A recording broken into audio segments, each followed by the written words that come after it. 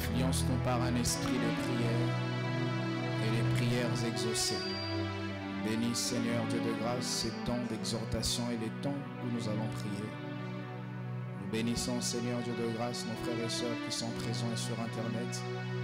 Nous prions que tu accordes la grâce à ceux qui sont en route d'arriver afin d'être exposés à ta parole. Nous ne voulons pas Seigneur ajouter une parole sur une parole, nous voulons ajouter une vie sur une vie. Nous ne voulons pas des discours persuasifs, nous voulons la vie de Dieu encore ce soir au travers de ta parole. Je paralyse tout agent de ténèbres en ces lieux. Je paralyse tout plan de l'ennemi contre ces cultes. Je viens installer et imposer le règne de Dieu en ces cultes. Que ton onction coule, que ta vie coule et que le Saint-Esprit ce soir encore glorifie Jésus.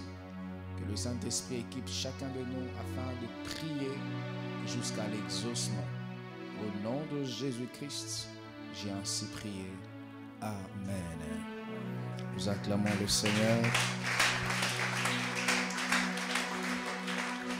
Je vous salue au nom de Jésus-Christ de Nazareth. Je vous prie de rester debout et de saluer le frère et la sœur à vos côtés. Nos frères et sœurs qui sont sur internet, nous vous saluons au nom de Jésus-Christ de Nazareth.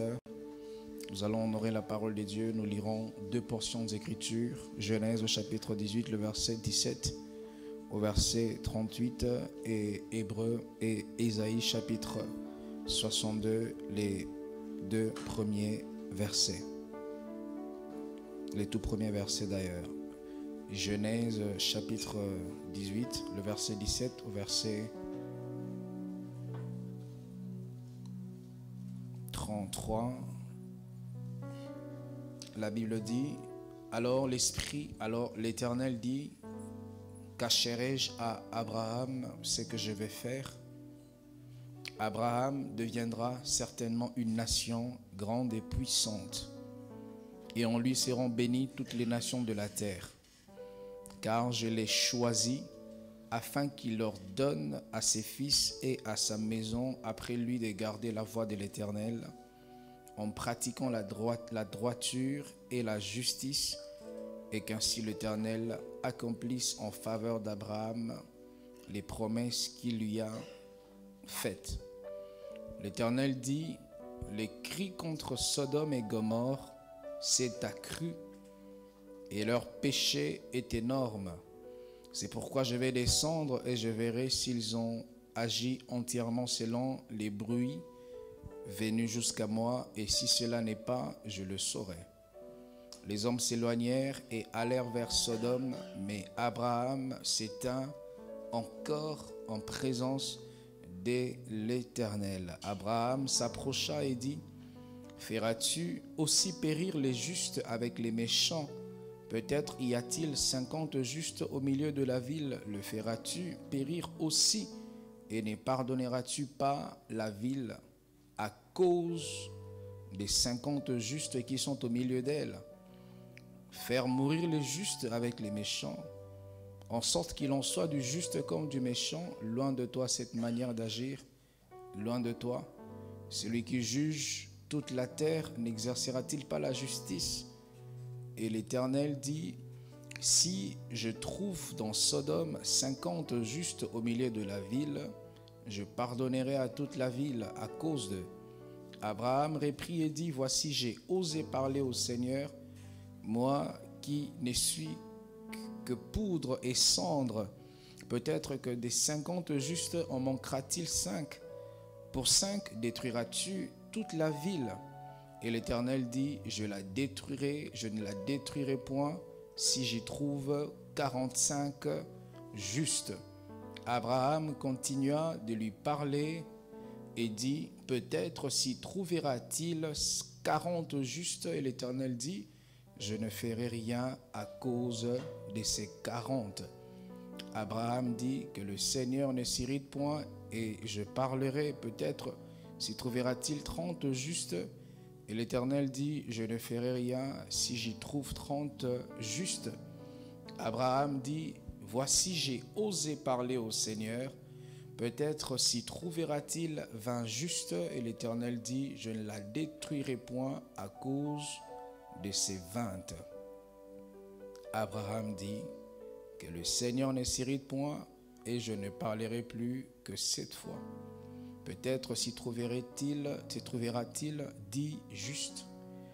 Et l'Éternel dit, je ne la détruirai point à cause de ces dits justes. L'Éternel s'en alla lorsqu'il eut achevé de parler à Abraham, et Abraham retourna dans sa demeure. Ésaïe chapitre 62, les seuls versets premiers. Pour l'amour des Sion, je ne me tairai point. Pour l'amour de Jérusalem, je ne prendrai point de repos, jusqu'à ce que son salut paraisse comme l'aurore et sa délivrance comme une flambeau qui s'allume. Que Dieu bénisse sa parole. Je vous prie de reprendre vos places, s'il vous plaît. Je vous salue au nom de Jésus-Christ et je salue nos frères et sœurs qui nous suivent sur Internet. Bienvenue à ces cultes d'exhortation et d'intercession. Je vais enseigner un tout petit peu et nous allons nous plonger dans la prière. Depuis 3 semaines, j'ai commencé à parler sur ces sujets, prier jusqu'à l'exaucement. La première séance, donc les premiers jeudis, j'ai parlé de Dieu qui se montre comme les modèles parfaits à être insistant, à être déterminé à vouloir exprimer ce qu'il veut jusqu'à les vivre, à les toucher et à le voir. Il a créé durant 6 jours et à chaque fois qu'il créait, il l'exprimait en disant Dieu vit que ce qu'il avait créé c'était bon. Mais Dieu ne s'est pas limité à ce qui était bon. Dieu dans sa pensée profonde, dans son fort intérieur, Dieu ne voulait pas seulement avoir ce qui était bon. Dieu voulait avoir ce qui était très bon. Et la Bible dit, tout ce que Dieu avait fait, il vit que cela était très bon. Et je appliquais ces principes en disant, c'est bien d'avoir ce qui est bien, mais s'il y a les mieux, ne t'empêche pas d'avoir les biens. Une bonne chose devient mauvaise lorsqu'elle empêche à une meilleure chose d'arriver. Avoir une église comme ça, c'est pas mauvaise, c'est bien. Mais nous voulons plus que ça. Il y a des hommes qui doivent entendre ce message de vérité. Nous voulons pour cela un grand espace, beaucoup de matériel, retransmettre en direct dans plusieurs plateformes pour que plusieurs personnes puissent entendre, traduire ça en anglais, traduire ça dans la langue locale, implanter les églises partout dans la ville, implanter les églises partout au Cameroun, les églises locales, dans les maisons, dans les villages. Parce que ce que nous avons, c'est bien, mais ce n'est pas tout ce qui existe. Et j'ai parlé de Jésus dans la seconde partie de cette prédication, lorsqu'il est allé prier à Gethsémane. Il a pris avec lui 3 de ses disciples, Jean, Jacques et Pierre. Et ils sont montés. Et lorsque Jésus-Christ priait une première fois, il rentre, il trouve ses collaborateurs ne prient pas. Une deuxième fois, il prie pas. Une troisième fois, il ne prie pas. Mais Jésus ne s'est pas arrêté de prier parce que les gens qui l'entouraient ne priaient pas. Et j'ai appliqué ce message pour dire, tu ne dois pas arrêter de demander à Dieu des choses que tu veux que Dieu fasse, parce que ceux qui prient avec toi ont cessé de prier, parce que vous n'avez pas la même destinée. Même si tu es dans un même avion, nous n'allons pas tous dans les mêmes pays. Même si nous allons dans un même pays, nous n'allons pas tous dans un même hôtel, nous n'allons pas tous pour faire le même travail. Et donc tu ne dois pas t'arrêter de prier parce que l'autre a cessé de prier. Et pour ce soir, je vais m'appesantir sur l'histoire d'Abraham et de Lot, son neveu. La Bible dit dans cet épisode que Dieu avait pris la forme humaine. C'est ce qu'on appelle en théologie comment on appelle ça encore, quand ça revient je vous dirai. Il a pris la forme humaine pour la théophanie. Voilà, la théophanie, il a pris la forme humaine afin de se révéler à Abraham. Il y avait 3 anges qui sont venus rendre visite à Abraham, et parmi ces 3 anges, il y avait Dieu lui-même. Et lorsque Abraham les a reçus par l'hospitalité en leur servant la nourriture, parce qu'Abraham avait cette sensibilité de savoir que ces hommes ne sont pas des hommes ordinaires. Et lorsque Dieu a été bien reçu par Abraham, il a libéré une prophétie pour dire à Sarah, tu es enceinte, tu es stérile, mais l'année prochaine, à la même époque, tu deviendras enceinte. Et après qu'il soit parti, la Bible dit, c'est comme si le cœur de Dieu se retenait de ce qu'il voulait faire. Il revient et dit à Abraham, cacherai-je à Abraham ce que je veux faire? Parce qu'Abraham était vu et considéré comme l'ami de Dieu. Et Dieu ne pouvait rien faire sans que son ami Abraham soit au courant. Et c'est quand Dieu a expliqué son projet à Abraham, il lui a dit, tiens, je vais détruire cette ville, Sodome et Gomorrhe, parce que son mal monte jusque vers moi. Les bruits de son mal est tellement intense à mes oreilles, il ne pense que mal. Et si vous ne le savez pas, Sodome et Gomorrhe était la première ville, ou les premières villes où l'homosexualité a été pratiquée. Les hommes couchaient avec les hommes, il y avait vraiment, la sexualité était banalisée. Comme dans notre génération, la sexualité n'est plus sacrée. Quelqu'un peut avoir couché avec une femme le matin, il vient à l'église le soir sans culpabilité. C'est comme s'il n'a fait que boire de l'eau alors que c'est quelque chose de très sacré, de très saint, mais nous le faisons comme si c'était rien. Et Sodome et Gomorrhe avaient ces profils-là, avaient cette réputation-là de faire les choses comme si, ben voilà, on a juste bu de l'eau, on a juste causé. Et les mal étaient montés jusqu'à Dieu et Dieu était en colère. Et Dieu était très mécontent. Mais Sodome et Gomorrhe ne le savaient pas. Ce n'est pas parce que tu ne vois pas Dieu s'irriter visiblement sur ta vie que Dieu n'est pas en colère contre toi. Au Congo, les gens aiment dire que Nzamba Kalazala Kanla, en français ça veut dire les dieux de l'Ancien Testament étaient méchants. Ces dieux-ci du Nouveau Testament est trop gentil, trop de grâce. Parce que semblerait-il, les dieux de l'Ancien Testament, lorsque tu péchais, la terre s'ouvrait, puis la terre t'avalait. Mais les dieux du Nouveau Testament est trop gentil. Frères, sœurs, la Bible dit la grâce est trompeuse. Tu ne sais pas savoir dans la grâce si tu es en train de mal faire ou de bien faire. Parce que dans la loi, quand tu fais mal, tu es frappé. Mais dans la grâce, tu ne sais pas est-ce que tu fais bien et tu ne fais pas bien. C'est comme ça la Bible dit dans Matthieu chapitre 7. Plusieurs me diront, nous avons prophétisé en ton nom, nous avons guéri même les malades en ton nom, mais Jésus leur dira, je ne vous ai jamais connu. Parce que dans la grâce, on ne sait pas savoir, est-ce que vraiment nous faisons ce que le Père veut que nous puissions faire, ce que le Maître veut que nous puissions faire, ou nous sommes en train de taper à côté du plan parfait de Dieu. Toi qui vis dans le péché parce que Dieu ne te frappe pas, tu penses que tout va bien. Fais attention. Il y a un plan divin pour te calciner, pour te détruire. Et il te faut un soutien dans la prière. Et la Bible dit, Abraham, sachant que son neveu Lot s'est retrouvé dans Sodome et dans Gomorrhe, il a commencé à dire à Dieu, Seigneur, tu vas détruire cette ville. Mais si se trouve que dans cette ville, il y a quand même 50 justes, est-ce que tu vas détruire toute la ville, y compris les justes? Écoute ce qu'Abraham dit à Dieu. Il dit, ça, ce n'est pas de ta réputation. Il dit que toi, tu ne détruis pas les justes avec les méchants. J'aimerais dire à quelqu'un qui pratique la justice, n'abandonne pas la justice parce que la méchanceté autour de toi bat son comble. N'abandonne pas de rester juste parce que ton environnement, il y a des hommes qui vivent dans la méchanceté. Un jour, ta justice sera récompensée par les justes juges. N'abandonne pas de craindre Dieu dans une vie où il y a le péché qui bat son comble, où la sexualité n'est plus sacralisée. La sexualité est désacralisée.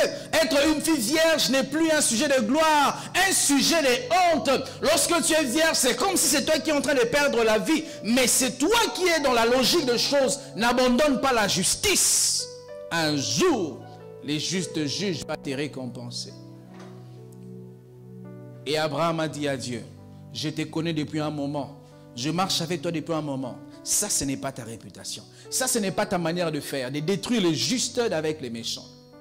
Et Dieu a répondu à Abraham, si je vais aller détruire cette ville et je trouve ces restes 50 justes, je ne détruirai pas cette ville-là. Abraham, il pose encore la question à Dieu. Et lorsque Abraham posait toutes ces questions à Dieu, vous allez vous rendre compte que la Bible dit, Abraham était dans la présence de Dieu. Abraham n'était pas en dehors de la présence de Dieu. Je peux dire à quelqu'un, il est possible d'être absent dans la présence de Dieu. Il est possible d'être dans la présence de Dieu, mais d'être absent. Ça veut dire que ton corps qui est là, mais tes pensées ne sont pas là. Ton cœur n'est pas là. Et pour Dieu, tu es absent. Il est possible de prier chaque jeudi ici à la Compassion, mais ne pas voir ta vie être changée. Parce que tu peux être ici assis, mais tes pensées sont dans la divagation. Tes pensées sont ailleurs, tu penses à la maison, tu penses au transport, tu penses aux problèmes que tu as laissés au travail, et tu n'es qu'un corps, et pour Dieu, tu es absent. Et Abraham, dans la présence de Dieu, il dit à Dieu, mais Seigneur, si par hasard, sur ces 50 justes, il en manquait 5, est-ce que tu frapperas la ville? Dieu a dit, si je trouve 45 justes, je ne frapperai pas cette ville-là. Et Abraham s'est vu être exaucé par Dieu. Première requête, 50 justes, fais-tu les épargner? Oui, je vais les épargner. Mais Abraham ne s'est pas limité là. Abraham n'a pas dit, ouais, comme Dieu va épargner toute cette ville à cause de 50 justes, bon voilà, je vais aller m'endormir en paix. Non, Abraham recherchait quelque chose qui n'était pas semblable à la masse de 50. Donc au plus profond de lui, il avait un besoin, il avait une image, il avait un nombre, un chiffre, une estimation. Et tant que Dieu n'avait pas répondu à ça, il n'allait pas se satisfaire au chiffre 50. Il a dit, Seigneur, est-ce que si tu trouves encore dans cette ville moins les 45 justes, du style tu trouves 30 justes, est-ce que tu vas détruire la ville? Dieu a dit, si je vais pour détruire cette ville-là, et j'ai trouvé que 30 justes, je ne détruirai pas cette ville-là. Et Dieu a dit, Abraham a prié, il a dit, et si tu trouvais 20 justes? Dieu a dit, je ne détruirai pas la ville. Et Abraham voulait faire son dernier coup, sa dernière prière, pour être rassuré qu'il a au moins préservé son frère Lot. Il a dit, maintenant si dans ces 20 justes, il manquait 10, et tu ne trouvais que 10, est-ce que tu frapperas cette ville? La Bible dit, Dieu a dit à Abraham, si j'en trouvais que 50, si j'en trouvais que 10, à cause de cette justice, je ne frapperai pas cette ville-là. Et la Bible dit, et l'Éternel s'en alla, lorsque il eut achevé de parler avec Abraham. Et Abraham retourna dans sa demeure. Ne retourne pas encore chez toi à la maison tant que tu n'as pas exposé complètement ton cœur devant Dieu. Ne quitte pas la présence de Dieu tant que tu n'es pas sûr d'avoir prié jusqu'à l'exaucement. Ne quitte pas la présence de Dieu tant que tu n'es pas sûr que tu as vraiment dit à Dieu ce que tu souhaitais dire à Dieu. J'ai vu des gens à la Compassion Kinshasa, les pasteurs ont dit Amen, les cultes a pris fin, mais je les ai vus rester là. Certains même ont dormi à l'église parce qu'ils n'avaient pas tout dit. Ce n'est pas parce que les pasteurs ont dit qu'il est 20 h, les cultes a pris fin que tu dois rentrer. Il se peut que tu n'as pas encore fini avec Dieu. Si tu n'as pas encore fini avec Dieu, reste jusqu'à ce que tu vas finir avec Dieu. Abraham n'est pas rentré dans sa demeure parce qu'il était pressé. Il regardait dans sa montre, à ces gens d'heure comme ça, les transports est très difficile. On ne vient pas à l'église pour patienter jusqu'à ce que les embouteillages finissent et rentrer à la maison. L'église n'est pas une salle d'attente où tu attends à l'église que le pasteur prêche jusqu'à ce que tu vas te rendre compte, voilà, il est 19h30, il n'y a plus d'embouteillage. Non, on vient à l'église pour parler avec Dieu. Et tant que tu n'as pas senti que tu as dit à Dieu tout ce que tu voulais lui dire, ne rentre pas. Reste là, parle-lui, jusqu'à ce qu'au plus profond de ton être, que tu reçoives cette conviction que tu as vraiment dit à Dieu ce que tu devais lui dire. Je ne sais pas si ça vous arrive, et moi ça m'arrive, que tu pries en français, mais tu ne sens pas que tu as vraiment dit à Dieu ce que tu aimerais dire. Et puis tu dis, je vais prier en anglais. Tu pries en anglais, mais tu ne sens pas que ces mots anglophones expriment ou traduisent vraiment ce que tu as dans ton cœur. Et tu commences à prier en autre langue, Radalabasha. Tu ne sens pas seulement. Et c'est ce que la Bible dit. Le Saint-Esprit nous conduit à prier quand on ne sait pas prier par des soupirs inexprimables. C'est quand le Saint-Esprit te conduit, tu commences à verser des larmes. Tu pleures à chaudes larmes. C'est quand tu sens que le fardeau est parti. Qui sent ça? Et ce soir, si tu veux prier jusqu'à l'exaucement, une seule clé, il faut avoir l'amour. Et cet amour, dans cet amour doit se retrouver les fardeaux. Abraham avait l'amour pour Lot. Nous prions beaucoup, mais est-ce que les sujets que nous présentons à Dieu, ces sujets-là sont emballés de l'emballage qu'on appelle l'amour? Est-ce que dans ces sujets-là, nous retrouvons ce qu'on appelle les fardeaux? Un fardeau, c'est un poids qui pèse sur toi. Est-ce que dans tes sujets de prière, on peut voir que ça pèse sur toi? Tu n'arrêteras pas de parler à Dieu tant que Dieu n'aura pas ôté ses poids de ta vie. Nous prions des prières superficielles, mais ce ne sont pas des prières qui pèsent dans nos cœurs. Pour Abraham, ça pesait. C'est vrai que Dieu a séparé Abraham de Lot, mais Dieu ne les avait pas divisés. Et Abraham ne pouvait pas voir le Dieu qui venait de manger chez lui, qui a libéré une prophétie sur sa vie, aller après détruire son neveu. Abraham ne supportait pas ça. Et c'était un poids qui pesait dans le cœur, un fardeau. Il a insisté devant Dieu. Je ne sais pas si la famille de mon frère, Lot, en allant à Sodome et Gomorrhe, il a eu combien d'enfants? Mais j'estime qu'ils peuvent être à 50. Seigneur, si tu y vas, tu trouves 50, est-ce que tu vas les détruire? Dieu a dit non. Et après, j'estime encore, on s'est séparés il y a longtemps, il ne s'est pas multiplié. Quand ils sont à 45, non, je ne le ferai pas. À 30, je ne le ferai pas. À 20, je ne le ferai pas. À 10, je ne le ferai pas.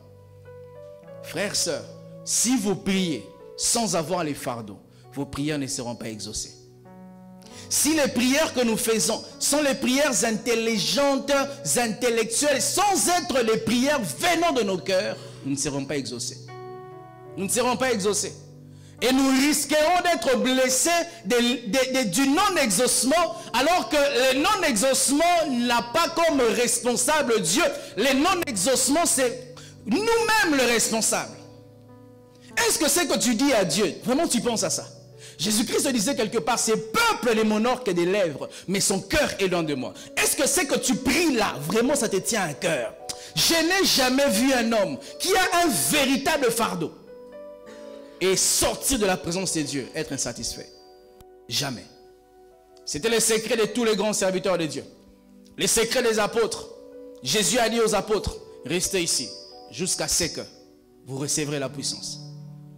Restez prier jusqu'à ce que l'exaucement viendra. Ils priaient sans savoir quand ils finiront. Ils ont su quand ils ont commencé, mais ils ne savaient pas quand la prière terminera. Et nous venons des gens, tu te tiens devant Dieu pendant 10 minutes, tu t'endors, tu es fatigué. Ça prouve que tu n'as pas un fardeau qui te dérange. As-tu déjà vu quelqu'un qui est malade et qui se fatigue d'aller à l'hôpital? On voit des malades qui peuvent traîner à la réception dans un hôpital pendant 5 heures. Si les médecins ne me voient pas, je ne partirai pas. Mais devant Dieu, tu fais 10 minutes, tu sors. Devant Dieu même, tu pries, tu réponds par le message WhatsApp. Ça prouve que ton problème là n'est pas encore pesant sur ta vie. Si ton problème est pesant, frère, tu te comporteras en fonction de ce qui te dérange. Si tu as un grand problème, tu sais que si tu as un grand problème, tu ne mangeras même pas. Le fait que tu manges et que tu grossisses, ça prouve que tu aimes beaucoup ta vie. Parce qu'un homme qui... Les gens qui disent n'importe quoi. Pasteur Alpha 40, je ne peux pas jeûner quand même 40 jours. Pasteur, est-ce que tu refais ce que tu me dis? Et les gens qui disent, j'ai un problème d'estomac. L'estomac. Si tu reçois un problème sérieux, l'estomac là va disparaître. Ah oui, tu n'auras pas d'appétit pour manger. Tu sais pourquoi tu dors beaucoup? Parce que tu aimes ta vie. Parce que ta vie n'est pas encore secouée. Parce que tu n'as pas un fardeau. Tu aimes ta petite vie, tu as 10 000 francs, tu manges. Tu as 1 million de salaires, ça te satisfait. 1 million de bénéfices de ton business, ça te suffit. Parce que tu n'as pas encore de problèmes. J'ai connu un frère.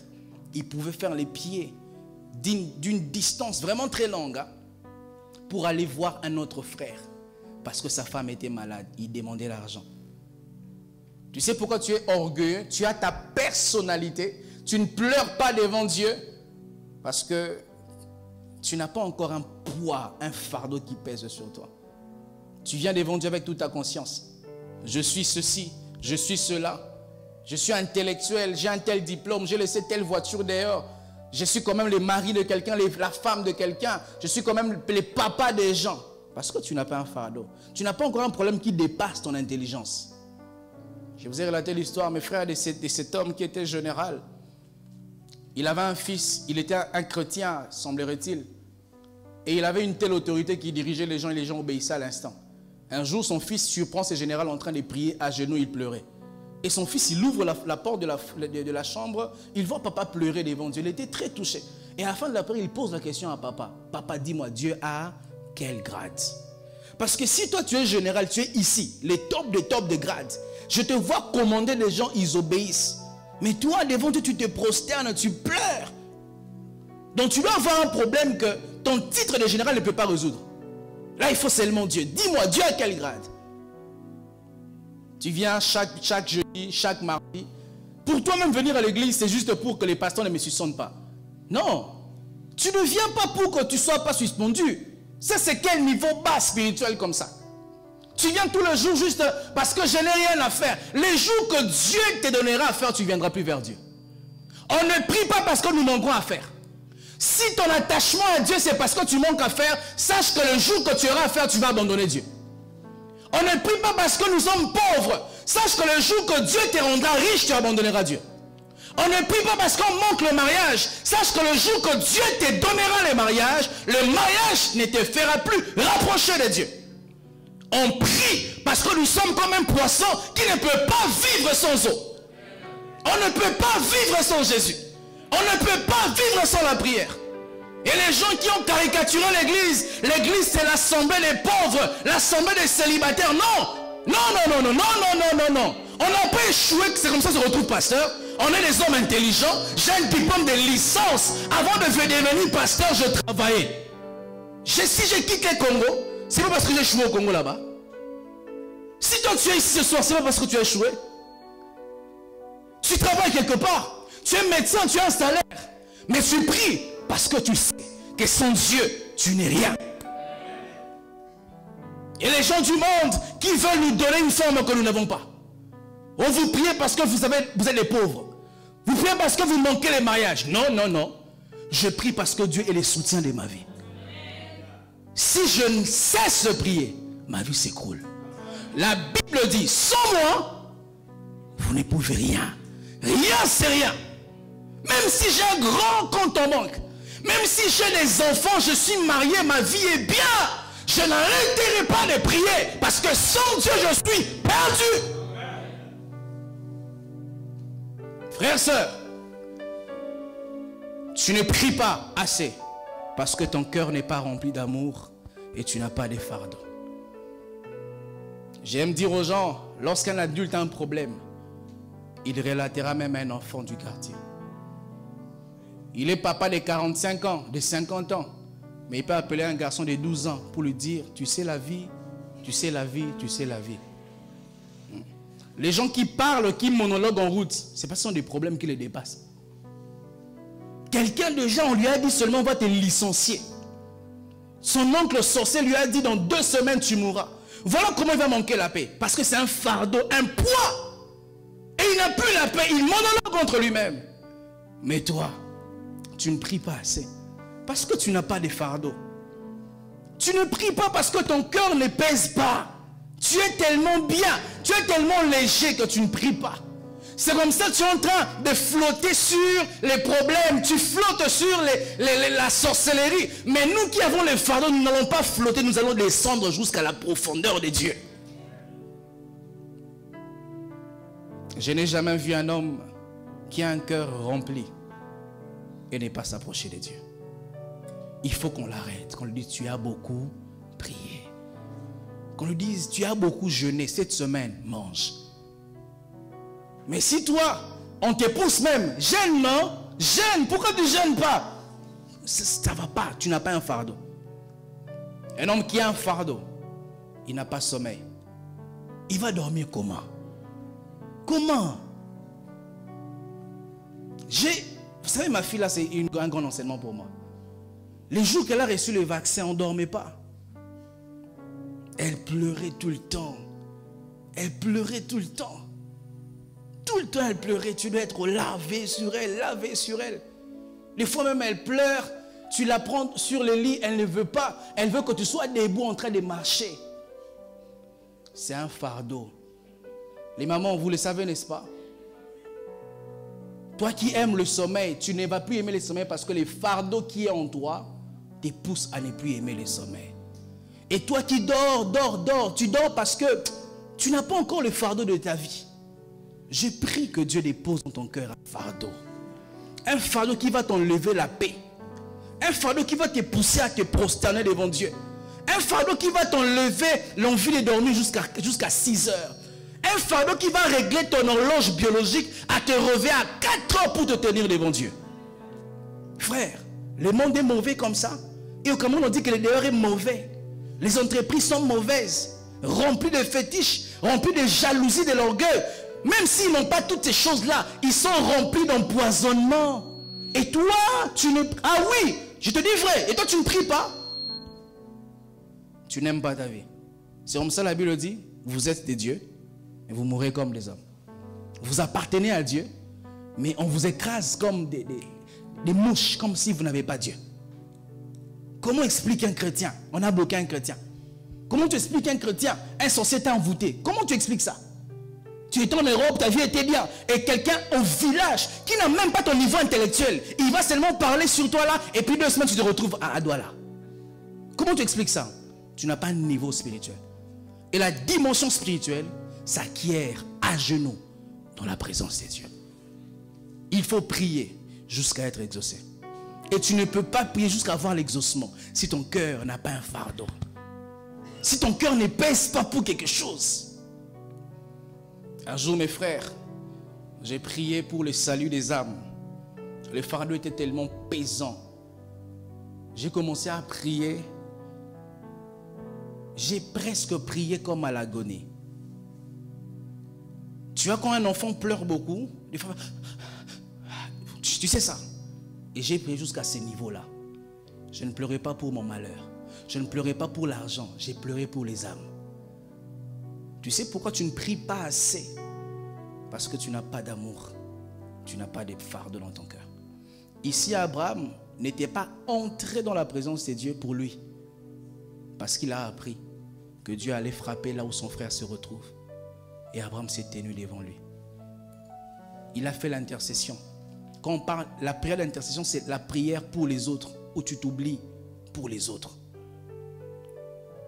Généralement, on nous fait croire que quand on prie pour les autres, nous sommes en train de perdre le temps que nous pouvions prier pour nous-mêmes. Mais écoutez, Dieu m'a enseigné que lorsqu'un robinet veut fournir de l'eau à un récipient, les robinets est les premiers à être impactés par l'eau avant que l'eau n'impacte les récipients. Avant que l'eau ne touche ces récipients, il touche d'abord le robinet. Et quand tu pries pour les autres, Dieu te touche d'abord avant de toucher les autres. Priez pour les autres. Priez pour vos familles. Comment tu vois ta famille comme tu la connais là? Les gens se limitent là. Ils divorcent. Vraiment, ta famille, on ne relate pas. Tu connais bien ta famille. Mais tu ne pries pas, mon frère. Nous pensons qu'on s'en arrive qu'aux autres. Ça peut aussi t'arriver.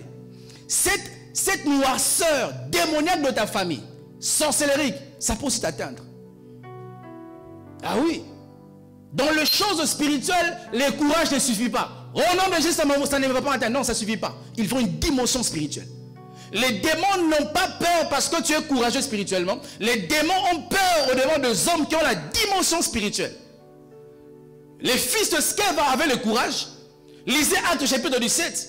Ils ont voulu par courage chasser les démons comme l'apôtre Paul chassait les démons. Et les démons les ont résistés. Les démons ont dit, malgré votre courage, nous savons qui est Paul et qui est Jésus. Mais vous, qui êtes-vous? Et dans les églises, il y a beaucoup de courageux. Mais très peu de hommes qui pèsent spirituellement. Des femmes courageuses qui veulent couper, lier. Mais très peu de femmes qui devant un démon. Est-ce que ta seule présence peut chasser un démon? Écoutez, la Bible dit, lorsque Jésus est arrivé devant un démoniaque, il n'a pas parlé. Le démoniaque lui-même a commencé à dire, qu'y a-t-il entre toi? Jésus n'a pas parlé. Est-ce que tu peux avoir une dimension? Tu ne parles pas, mais tu arrives dans une maison. Les démons commencent à se manifester. Tu regardes un démoniaque, il commence à pleurer. Frères, sœurs, on n'est pas pasteur pour vous endormir. On est pasteur pour que ce qui est écrit ici devienne vos vies. Pour que ce que nous lisons matin, midi, soir devienne ta vie. Où je lis un verset, je deviens ces versets fait chair. Où je dis aux gens, ce qui est écrit, je l'ai déjà vécu. As-tu un verset au moins que tu as déjà vécu? Tu sais la Bible a combien de chapitres? La Bible a 1089 chapitres, je crois, si ma mémoire est bonne. Et la Bible a plus de 2000 ou 3000 versets.